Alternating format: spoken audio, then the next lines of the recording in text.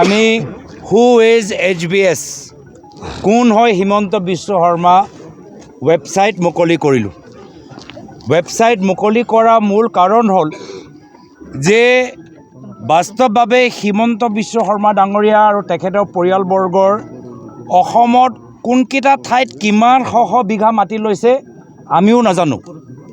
আৰু আমি সেইদিনা সংবাদমেল যোগেদি আমি অসমৰ জনসাধাৰণক অনুৰোধ কৰিলোঁ কি আপোনালোকে আমাক ৱেবছাইট যোগেদি মিছ কল যোগেদি আমাক পৰামৰ্শ দিয়ক, ক'ত ক'ত মাটি দখল কৰিছে তাত আমি যাম, ক'ত ক'ত কৰিছে তাত আমি যাম। আৰু সেই হিচাপে আমি কিছু ৱেবছাইটৰ পৰা ডাটা পালোঁ যে কলিয়াবৰত এইটো কি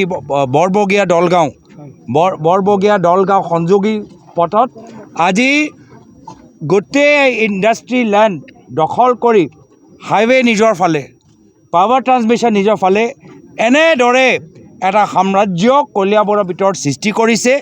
নগাঁও জিলাৰ ভিতৰত প্ৰায় 100 ওপৰত বিঘা মাটিৰ মালিক আজি তাৰিখত হিমন্ত বিশ্ব শৰ্মা ডাঙৰীয়া আৰু তেখেতৰ পৰিয়ালবৰ্গ। আৰু সেইকাৰণে আজি ইয়াৰ আগতে অসমৰ ইতিহাসত আমি এটা কথা শুনিছিলোঁ, কি শুনিছিলোঁ যে দেশতকৈ মামা ডাঙৰ নহয়, কিন্তু হিমন্ত বিশ্ব শৰ্মা ডাঙৰীয়া অসমৰ মুখ্যমন্ত্ৰী হৈ যোৱাৰ পিছত দেশতকৈ মামী ডাঙৰ কৰি পেলালে। যেতিয়াৰ পৰা হিমন্ত বিশ্ব শৰ্মা ডাঙৰীয়া অসমৰ মুখ্যমন্ত্ৰী হৈছে। আৰু সেইকাৰণে ৰাইজ এতিয়া গৰজি উঠিছে। আৰু ৰাইজে যি কথা আগতে লাচিতে কৈছিল, আজি সেই কথা আজি আধুনিক অসমত সেই একেখিনি কথা কৈছে যে দেশতকৈ মামী ডাঙৰ নহয়। আৰু এই ক্ষেত্ৰত আমি ৰাইজৰ লগত আছোঁ। ৰাইজৰ লগত য'ত অন্যায়, আজি কলিয়াবৰ জখলাবন্ধাৰ ৰাইজে আমাক ৱেবছাইট যোগেদি আমাৰ সহায় বিচাৰিছে। য'ত অসমৰ জনসাধাৰণে হিমন্ত বিশ্ব শৰ্মা ডাঙৰীয়া তেখেতৰ পৰিয়ালৰ অন্যায় আৰু অত্যাচাৰ বিৰুদ্ধে সহায় বিচাৰে, তাত আমাৰ কংগ্ৰেছ দল থাকিব, ৰাইজৰ লগত থাকিব। আৰু এইবাৰ অসমৰ ৰাইজ যুঁজিব আৰু অসম জিকিব। আজি আপোনাৰ এই যাত্ৰাত পাকিস্তানী এজেণ্ট গো বেক বুলি ধ্বনি দিছে একাংশই। এতিয়া প্ৰশ্ন হ'ল, এখন গণতান্ত্ৰিক দেশত এজন পাকিস্তানী এজেণ্টে মুকলিভাৱে এনেধৰণে ঘূৰি ফুৰিব পাৰেনে?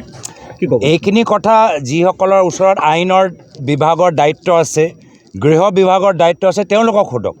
কিন্তু আমি দেখিছোঁ কি ৰাইজে আমাক ইয়াত মাতিছে, ৰাইজে আমাক গুৱাহাটীলৈ যাবলৈ ক'লে, ৰাইজে আমাক আৰু অলপ আগলৈ যাবলৈ কৈছে, ৰাইজ আমাক ওলাই আহিছে, ৰাইজে কৈছে হয় আমাক সহায় কৰক। এই অঞ্চলৰ ৰাইজে PIL দিছে, RTI দিছে, কিন্তু তেওঁলোকৰ PIL আৰু RTI যিদৰে ফলাফল দিব লাগে তেওঁলোকে পোৱা নাই, যাৰ ফলত আমি এই জনসাধাৰণৰ